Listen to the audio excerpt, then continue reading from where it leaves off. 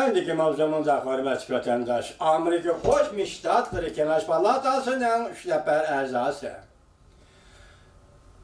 layihə oturup qoyub Cungonun təhdidi və xərəstliği təqabül turmaqçı oldu. Mavzulu xəbər 4-cü ayının 3-cü günü Amerika avazının Xitay tel programını ilan qılın. Xəbər bunda başladı. Washington, Amerika Qoşmuş Ştatları Dövlət Məclisi Federatsiyalı Kenaj Palatasının əzası Chris Coons, Texas ştatının Qatarlıq 3 nəfər senator 4-cü ayının 2-ci günü layihə oturuq qoyub. Amerika hökuməti və Dövlət Məclisindən Cungonun hər xil xərəstliğə təqabül turuş xəyyarlıq qilishini kapalət qılmaqçı bu. 2019-cu yıllıq Amerika Cungo İqtisad və Bexətərliğini təkşiriş qanunu. Amerika Dışkı Partiyanın Cungo Amerika İqtisadi və Bexətərlik Komiteti 2018-ci yıllıq dokumentidəki mühim təklifləri işlətdi. Senator Coons bunda göstərdi. Mən Xitay tili bu tərcüm qıldım. Bu Dövlət Məclisi əzalarının İngilis ismini bu Xitay torbiti yoki Xitay avazı, Amerika avazı İngiliscə ifadə edilməyən.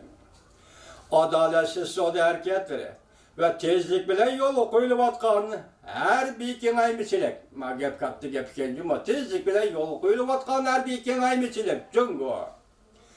Cungo hazır Amerika'nın bexətərliği iqtisadi ve elip kelgen xırısla ve siyaset xırısları. Amerika'nın bexətərliği iqtisadıga Cungo elip gelgen xırıslar ve siyaset karakterli xırıslar. Biz buran duç gelgen xırıslarga oxşamaydı. Cungo hazır bütkül yer şardı nait tezlik bilen hukuk ve tesir gücünü faal kenaytmekte. Amerika Devlet Meclisi hukuk dairesidir Cungo hükümeti bilen ortak işgıla alaydıgan dairede ortak işgiliş zerbi biridigan dair zerbi bir iş gerek. Senator Romney mında gösterdi. Biz universal bir stratejik siyaset tüzüşümüz lazım.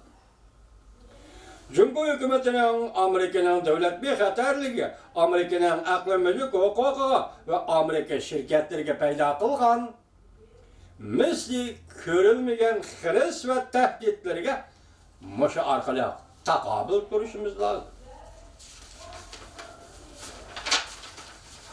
Amerika, Cungo İqtisad ve Bexətərlik Komiteti'nin təkliflerini əməliləşdiriş arkalı bu kanun layihə doğrusudur bir nişan tərəf ve doğru bir qadam taşladı. Ve tədbir qolunub Cungo payda kılgan zor təhdidki takabül turmaqçı oldu. Senator Kay mında gösterdi. Uzundan beri Amerika, Cungo'nun bizden iqtisadımızga Şərqə Cənubi Asiya ittifaqlaşdırımızga hem de kişilik hukuka münasebetlik ve fırala erkinliğe, xalqara ölçemlerge payda kılgan tehditke takabül turmu.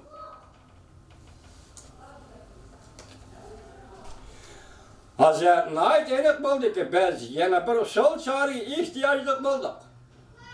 Bu qatam oturup koygan kanun layihemiz Amerika Cungo münasebetini qaytadan bahalashga asas saldı. Gerçi ben Cungo bilen hemkarlaşıp xalqara meselelerini hal qilishimiz gerek deb hesaplasam. Lekin biz Amerika'nın menfaatini qo'g'dashdan bosh tortmasligimiz gerek. Asya Tinch okean rayoniga tinchlik, gullanish ilib keladigan xalqaro sistemini qo'g'dashimiz gerek. Bu 3 nəfər senatorun işğanız təminliğe uçurulağı asaslanganda ular oturuq qoygan 2019-cu yıllıq Amerika Cungo İqtisad və Bexətərlikni təkşiriş qanun layihəsi tövəndiki məzmunlarını öz içine alır.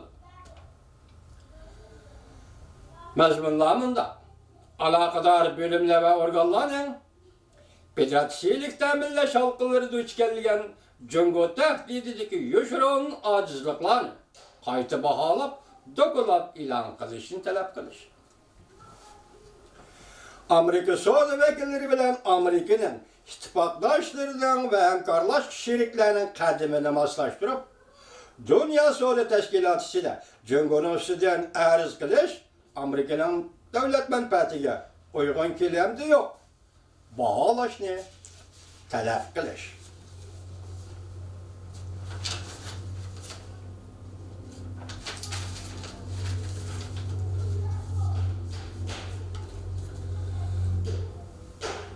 Devamını alayız zaten.